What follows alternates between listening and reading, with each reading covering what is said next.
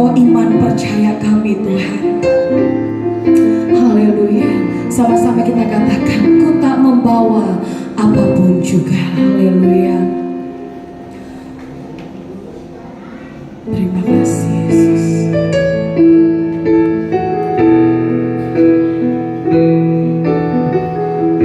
Tak membawa apapun juga saat ku datang ke dunia. Ku tinggal semua pada akhirnya saat ku kembali ke surga. Katakan, ku tak membawa, ku tak membawa oh apapun juga saat ku datang ke dunia. Aku tinggal semua pada akhirnya saat ku kembali ke surga. Inilah yang ku punya, hati sebagai hamba yang mau taat dan setia padamu Bapa. Kemanapun ku bawa, hati yang menyembah dalam roh dan kebenaran sampai selamanya. Amin Tuhan. Ku tak membawa apapun juga ke dunia. Aku tinggal semua oh pada akhirnya saat ku kembali ke surga. Sama-sama katakan, inilah yang ku punya, hati sebagai hamba yang mau taat dan setia padamu Bapa. Kemanapun ku bawa, hati yang menyembah dalam roh dan kebenaran sampai selamanya. Inilah yang ku punya, hati sebagai hamba. Saya serahkan kepada Bapak Pendeta Dedi Mohamad. Padamu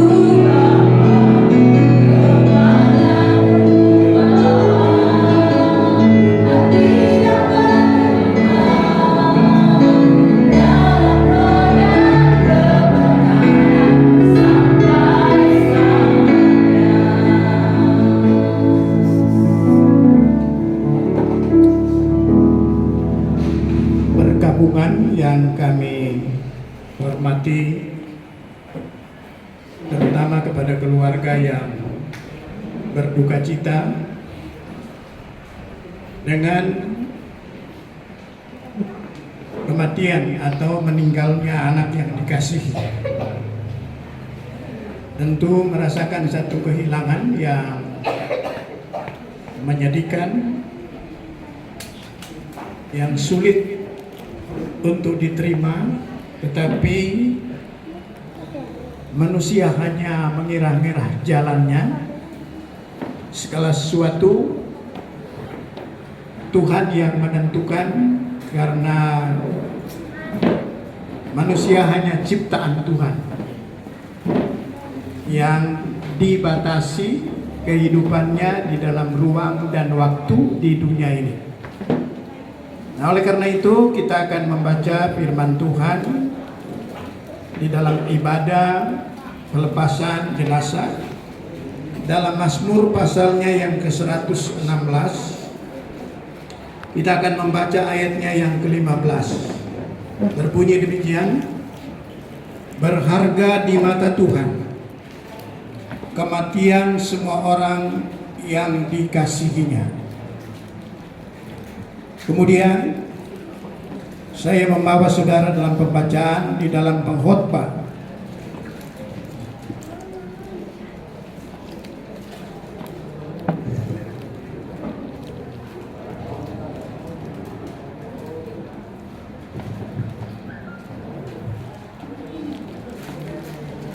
pasal yang ke-7 ayatnya yang ke-8 berbunyi demikian. Akhir suatu hal lebih baik daripada awalnya. Kemudian di dalam pengkhotbah pasal 8 ayatnya yang ke-8,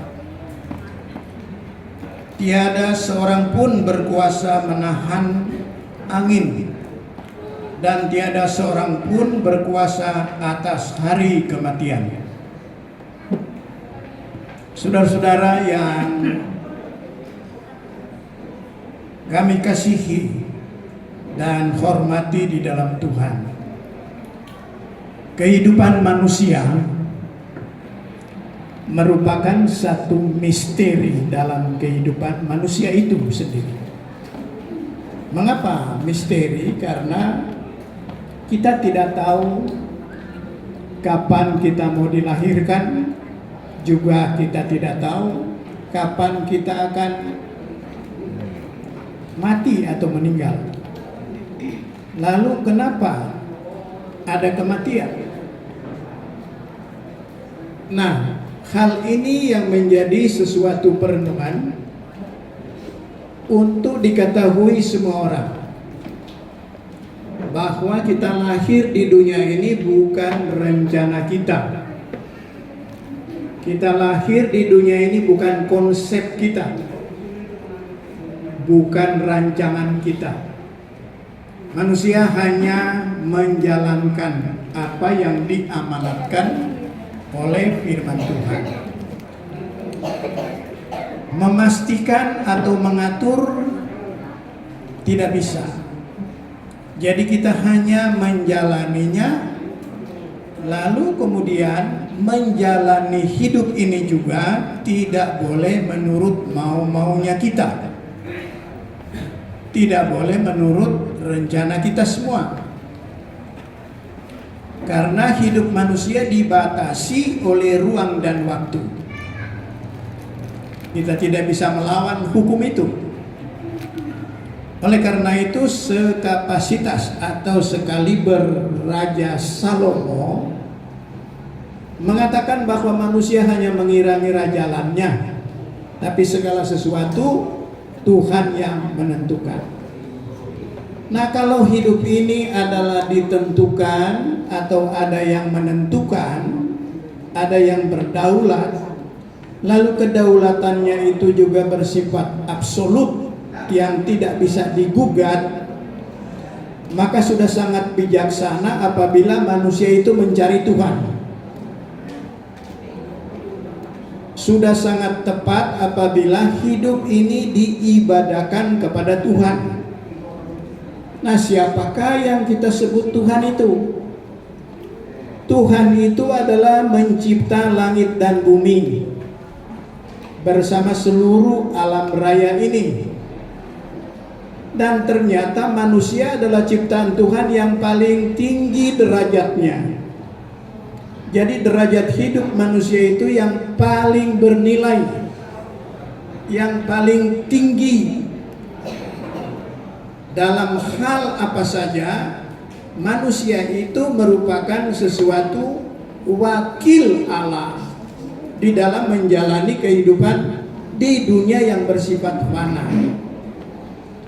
Nah, itulah sebabnya manusia dalam menjalani kehidupannya, kita melihat dari zaman ke zaman, di mana Tuhan telah mengatur kehidupan manusia dalam kedaulatannya, di mana ketika Adam dan Hawa dia hidup, lalu keturunannya bisa mencapai beberapa ratus tahun. Dan yang paling tua hidup di dunia ini, ada yang tahu namanya siapa? Metusala.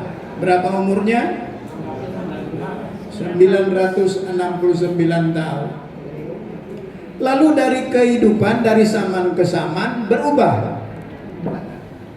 Jadi ada perubahan, mengurang, tiba-tiba tinggal 700, tinggal 500, 400, lalu turun 200. Nah, kehidupan manusia zaman sekarang, Alkitab menginformasikan 70-80 tahun. Kalau tuh ada yang mencapai 100 tahun, itu bonusnya. Ya. Kalau saya boleh tanya di ruangan ini, yang ingin hidup sampai 100 tahun, tolong angkat tangan. Waduh, cuma satu yang angkat tangan. Jadi kelihatannya pingin umur pendek saja. Nah, jadi saudara, saya kalau boleh seperti penyair Chairil Anwar, dia bilang, saya ingin hidup 1000 tahun lagi. Ya. Persoalannya itu hanya dalam dunia mimpi, bukan dalam dunia nyata. Sebab ternyata umur hidup manusia itu terbatas. Ada yang baru lahir, meninggal. Ada yang hanya hidup beberapa tahun. Ada yang hidup berpuluh tahun. Ada yang mencapai 100 tahun. Dan saudara kita yang mendahului kita sekarang, saudara Ferdi, berapa tahun? 29 tahun. Tidak sampai menikah. Saya tidak tahu ada pacarnya di sini atau kemana. Jadi mengapa itu terjadi? Dan sedikit saya cerita, bolak-balik di rumah sakit, dan terakhir kemarin begitu memberikan informasi bahwa sudah sangat lemah, maka saya berangkat ke Jakarta, menemuinya di rumah sakit Cipto Mangunkusumo. Saya melihat keadaan fisik sudah sangat lemah. Saya bertanya kepada pikiran saya sendiri, ini udah mau mati atau belum? Saya berdoanya supaya hidup, panjang umur, atau berdoa supaya mati. Nah, itu bergejolak dalam pikiran saya. Akhirnya saya membuat kesimpulan, boleh memohon kepada Tuhan, Tuhan kalau engkau masih beri dia panjang umur, Tuhan sembuhkan. Kalau Tuhan menghendaki lain, dia harus meninggal, janganlah dia tersiksa terlalu lama. Karena kurang lebih 2 tahun dia menderita, bolak-balik di rumah sakit. Ternyata begitu saya berdoa, berapa menit kemudian dia menghembuskan napas yang terakhir. Nah, jadi di sini saya melihat bahwa rupanya dia tinggal menunggu untuk didoakan. Nah, kalau doa kepada Tuhan itu jangan menunggu sekarat dulu baru berdoa. Masih sehat-sehat kita, sebaiknya kita banyak berdoa kepada Tuhan. Yang tidak bilang amin, dia meragukan kali doanya. Bisa bilang amin? Amin. Karena doa itu tidak boleh hanya meminta. Tidak boleh. Doa yang benar itu adalah menyembah, memuji Tuhan, bersyukur kepada Tuhan. Itu adalah doa yang benar. Nah, mungkin selama ini kita setiap berdoa adalah meminta. Nah, sebaiknya Boleh kita meminta, tetapi yang banyak sikap kita harusnya banyak sujud bersyukur, berterima kasih dan menyembah kepada Tuhan. Mengapa harus begitu? Sebab hidup ini dari Tuhan, untuk Tuhan dan bagi kemuliaan nama Tuhan.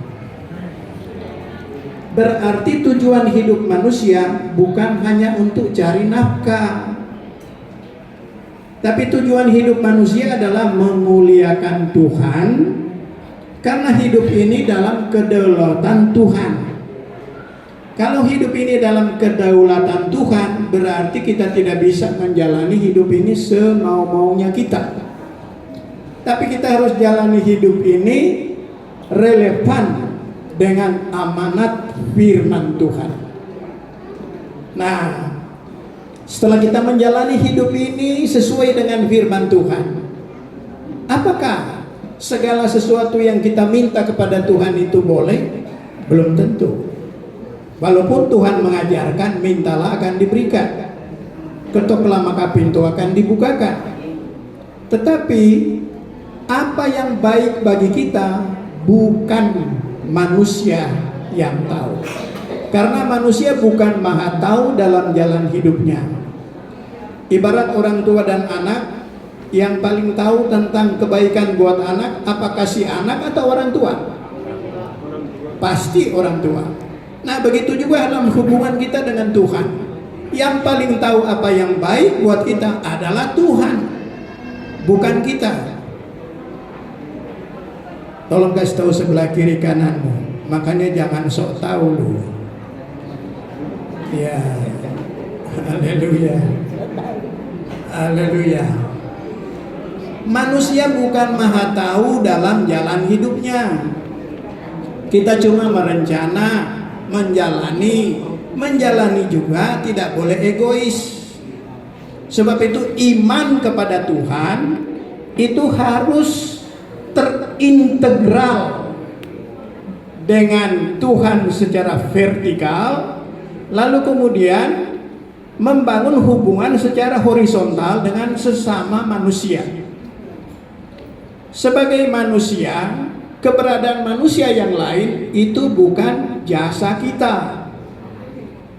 Oleh sebab itu, karena bukan jasa kita terhadap keberadaan orang lain, maka harus kita hargai, hormati orang lain karena dia juga adalah ciptaan Tuhan. Oh, tidak ada amin. Ya, mungkin salah khotbah kali itu. Jadi keberadaan orang lain itu adalah anugerah Tuhan sama dengan kita. Tidak boleh kita menjadi hakim terhadap orang lain. Kita harus menjadi berkat bagi orang lain. Amin. Jadi iman kita harus beres dulu secara vertikal, baru kemudian menjadi berkat secara sosial. Nah, sekarang kita kembali. Almarhum Ferdi Pangabean sudah pergi mendahului, meninggalkan kita. Khotbah firman Tuhan saat ini bukan lagi untuk dia. Tapi tolong kasih tahu sebelah kiri kananmu, khotbah firman Tuhan untuk yang hidup. Ya. Amin. Ya, dia sudah tidak mendengar. Tinggal jasadnya yang kita lihat. Sementara jiwa rohnya sudah berada di dalam tangan Tuhan. Dan saya tahu persis bahwa ini seorang pemuda yang aktif di gereja, rajin berdoa. Saya berharap supaya dia berada dalam kerajaan surga. Ya. Menjadi satu perenungan bagi keluarga, supaya keluarga mencari kerajaan surga yang benar, supaya bisa ketemu di sana. Ya. Yang sudah mau pingin cepat-cepat ke surga, tolong angkat tangan. Belum, masih enak di dunia ya. Ya. Ini ternyata walaupun susah di dunia, kita masih merasa enak di dunia. Ya. Nah, oleh karena itu, selama kita hidup di dunia ini, jadilah orang yang diberkati, jadilah orang yang beriman, yang berdampak positif bagi orang lain. Jadi pepatah Tiongkok bilang, musuh satu orang terlalu banyak. Berarti hidup manusia itu harus memelihara, membangun kedamaian, kenyamanan bagi semua orang. Mau berbeda-beda suku dan sebagainya, jadilah berkat buat banyak orang. Itulah yang Tuhan mau dalam kehidupan setiap orang. Jadi jangan hanya meminta berkat, tapi tidak mau jadi berkat. Kita umat Tuhan yang beriman, mengajarkan iman yang benar. Sebagaimana kita diberkati Tuhan, kita harus jadi berkat buat orang lain. Itu adalah iman yang sejati. Jadi begitu kita benci kepada orang lain, itu dipertanyakan imannya. Iman apa itu? Ya. Jadi yang Tuhan mau dalam kehidupan kita adalah melaksanakan amanat firman Tuhan, sebab kehidupan ini Dia yang mengatur. Nah, jadi begitu kita meresponi semua aturan daripada Tuhan, maka pada akhirnya kita membawa rasa damai, rasa nyaman dengan semua orang. Karena menurut saya, orang beriman pasti beragama. Yang setuju katakan amin. Tapi pertanyaannya, apakah orang beragama itu beriman?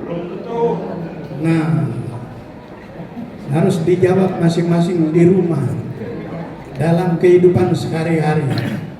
Jadi orang beriman itu bergaul dengan orang beriman pasti aman, nyaman, tentram, damai, dan sejahtera. Haleluya. Amin, saudara. Jadi orang beriman itu tidak bermusuhan. Ya.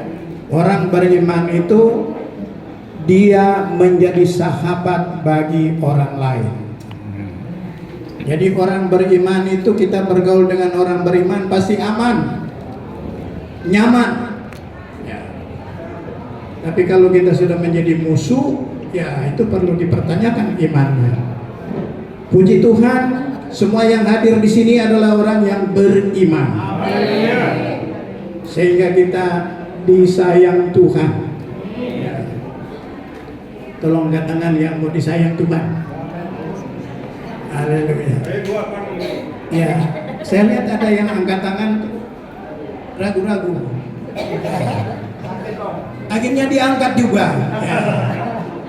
Sehingga akhirnya berkat Tuhan juga menjadi bagian dalam hidupnya.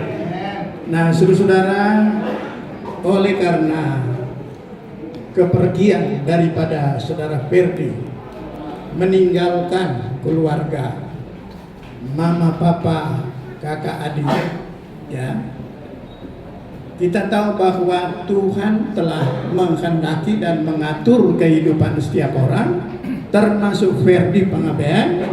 Sampai di sini kehidupannya, ya.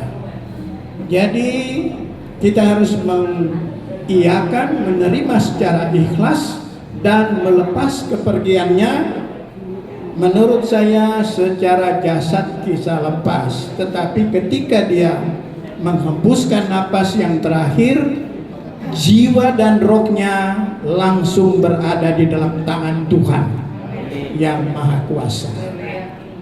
Saya kira ini renungan singkat yang bisa saya sampaikan, dan kiranya Tuhan memberkati. Kemudian kepada keluarga kita berikan kesempatan untuk memberikan sebagai kenangan yang terakhir, mungkin ada minyak atau apa yang bisa diberikan, ya.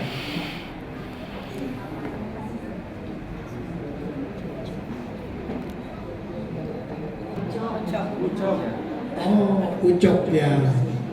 Jadi kepergian dari saudara mereka Ferdi bertepatan hari ulang tahun Erikson.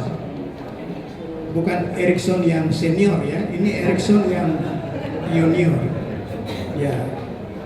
Dan ini merupakan sesuatu bukan kebetulan, tetapi adalah sesuatu rencana dan rancangan Tuhan bagi keluarga ini. Yang meninggalkan karena tidak suka kepada keluarga, tapi itulah kehendak Tuhan yang terjadi kepada setiap orang. Ya, Tuhan memberkati Anda. Kita melepas almarhum yang sudah dipanggil Tuhan dengan segala keikhlasan. Ketahuilah bahwa di seberang sana, ya, tidak ada air mata seperti di dunia. Di dunia kalau ada perpisahan ada air mata. Nah, itulah sebabnya masalah apapun yang kita hadapi selama di dunia, peliharalah kehidupan yang harmonis, damai dengan sejahtera, ya. Sejahtera baik-baik dalam rumah, sejahtera dan baik-baik hubungan dengan tetangga bermasyarakat. Yang setuju katakan amin.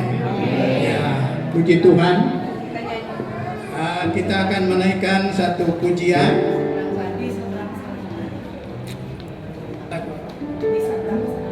Di seberang sana air mata lenyaplah.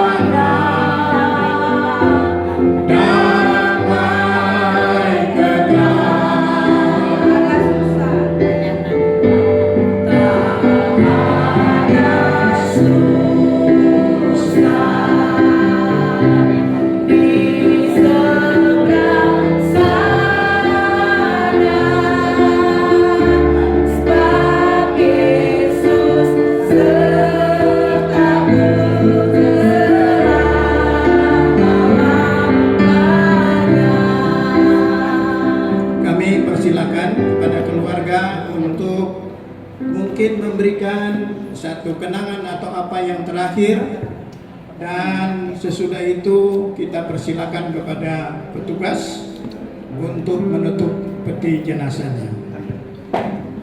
Di seberang sana Yesus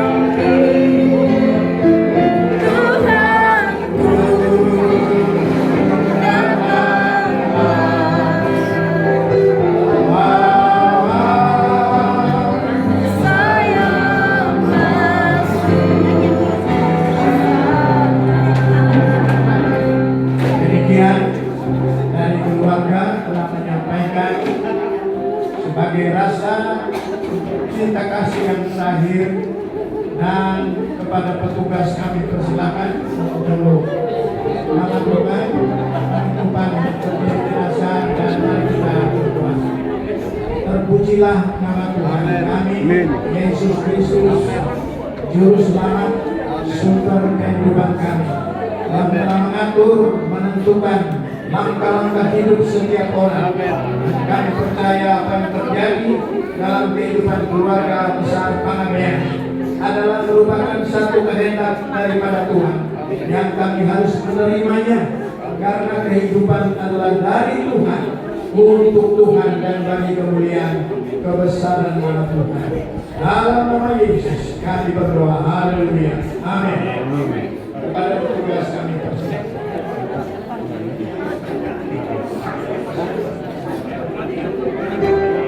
Di dalam nama Tuhan Yesus Kristus, kami berangkatkan almarhum Ferdina Rianto Pangabean di dalam nama Bapa, Anak laki-laki dan Roh Kudus, yaitu di dalam nama Tuhan Yesus Kristus. Oh Yerusalem,